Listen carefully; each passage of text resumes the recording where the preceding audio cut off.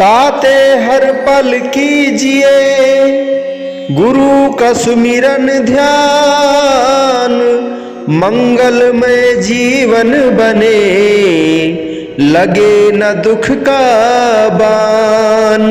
बोलो जयकारा बोल मेरे श्री गुरु महाराज की जय। बोलिए साचे दरबार की जय। श्री आनंदपुरवासी भगवान की जय। समस्त भगत जी को जय सच्चिदानंद जी। संसार की ओर यदि हम देखें तो संसार का प्रत्येक मनुष्य दुखी एवं अशांत है। यह दुख का कारण अन्य कुछ नहीं, केवल उसके मन में बसी हुई तृष्णा है।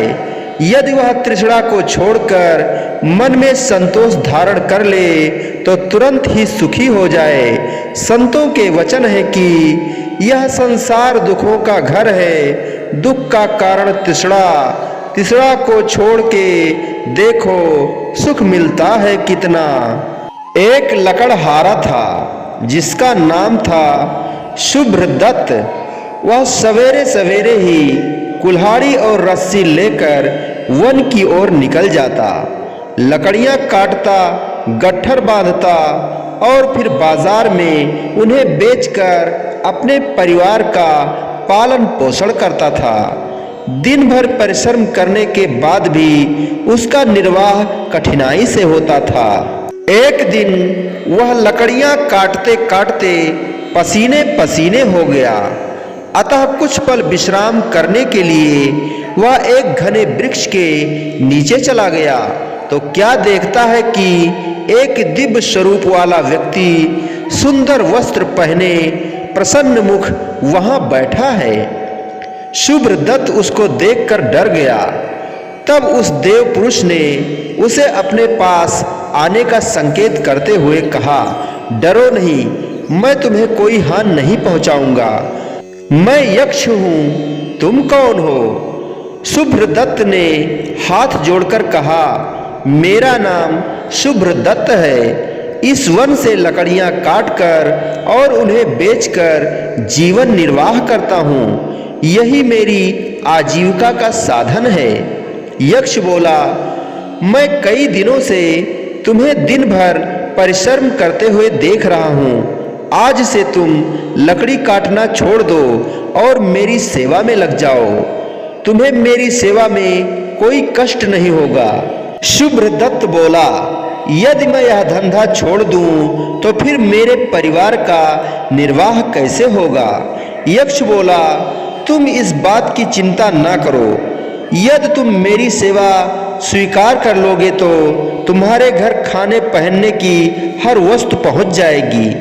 शुभ्रदत्त बोला, ठीक है देव, मुझे आपकी सेवा स्वीकार है, किंतु कुछ देर के लिए मुझे अवकाश दें ताकि मैं बाल बच्चों से मिल आऊं।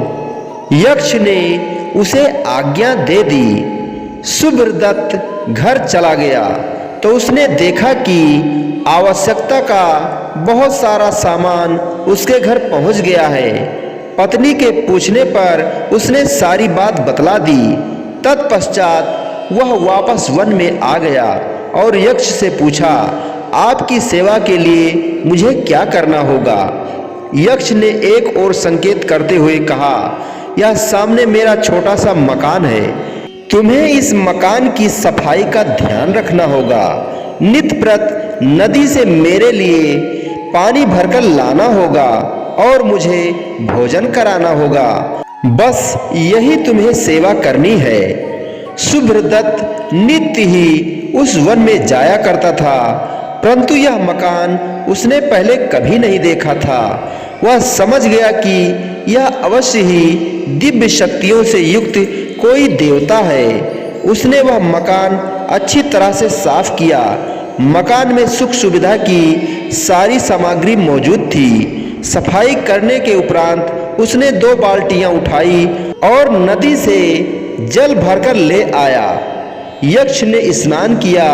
तब शुभ्रदत्त सोचने लगा कि भोजन कैसे बनाया जाए, क्योंकि भोजन की कोई सामग्री वहां पर मौजूद नहीं थी। तभी यक्ष ने कहा, सुभ्रदत्त, तुम्हें भोजन बनाने का कष्ट नहीं करना है। वह सामने जो कमरा है उसमें एक मिट्टी का घड़ा रखा हुआ है, वह चंद्र घंट है। उसमें अपना हाथ डालकर तुम जो भी कुछ मांगोगे वह सब कुछ तुम्हें अपने आप प्राप्त हो जाएगा। शुभ्रदत्त उस कमरे में गया, चंद्र घंट में हाथ डाला और उससे बर्तन मांगे। तुरंत सोने चांदी के बर्तन उसे प्राप्त हो गए। उसने यक्ष के लिए आसन बिछाया और बर्तन लगाकर फिर उसी कमरे में चला गया। तब उसने चंद्र घंट से षडर समय भोजन मांगा और यक्ष के आगे परोस दिया।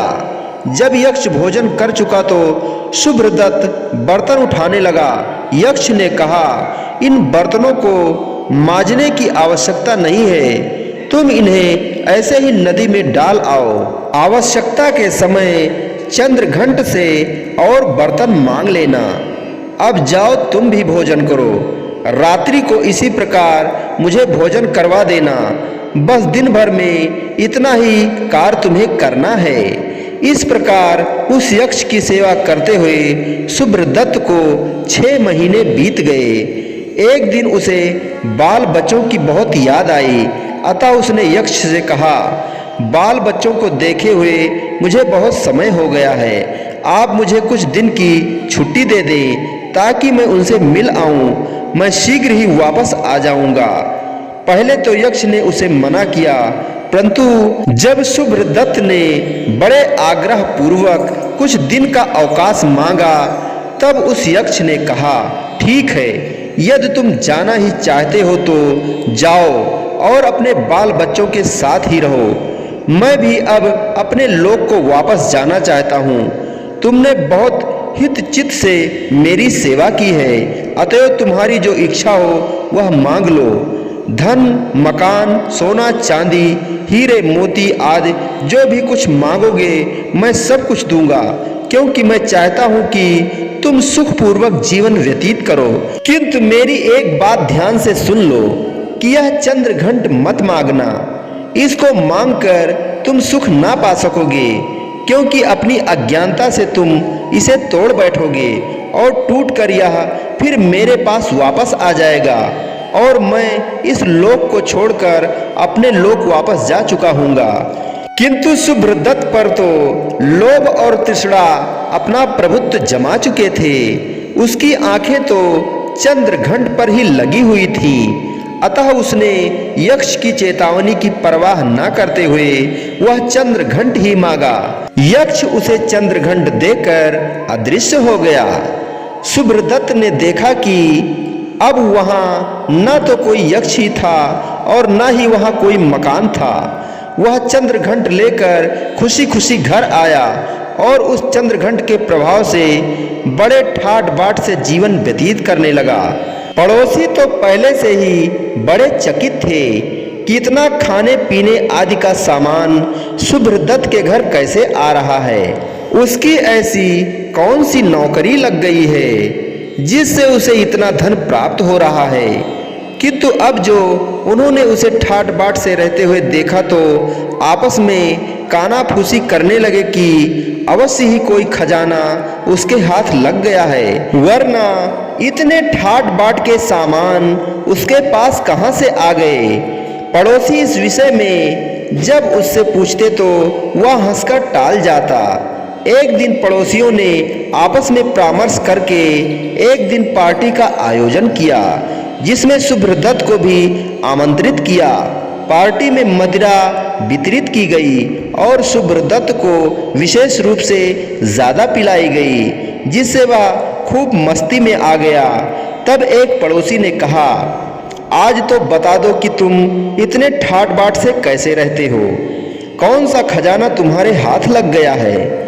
शुभ्रदत्त तो उस समय नशे में अपने होश गंवाए बैठा था और वह अपनी सोचने समझने की शक्ति को खो चुका था।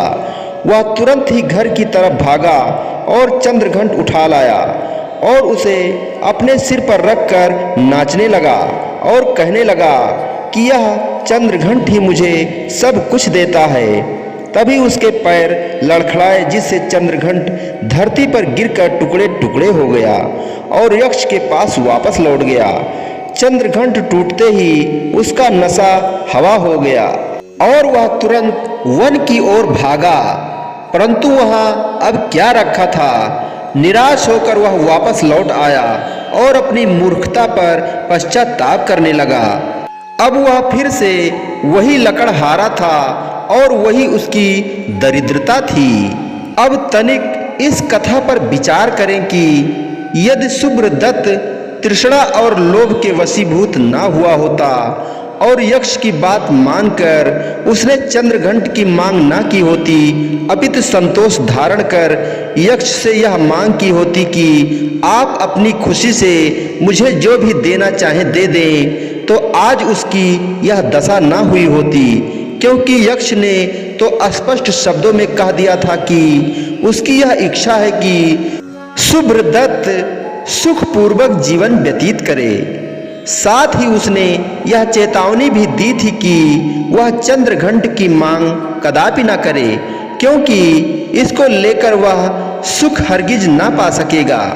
किंतु उस समय सुब्रदत्त इस कदर तृष्णा और लोभ के वशीभूत हो चुका था कि उसने यक्ष की हित भरी चेतावनी पर भी ध्यान न दिया और परिणाम जो होना था वही हुआ कि अपना जीवन उसने फिर से दरिद्रता और दुख से भर लिया।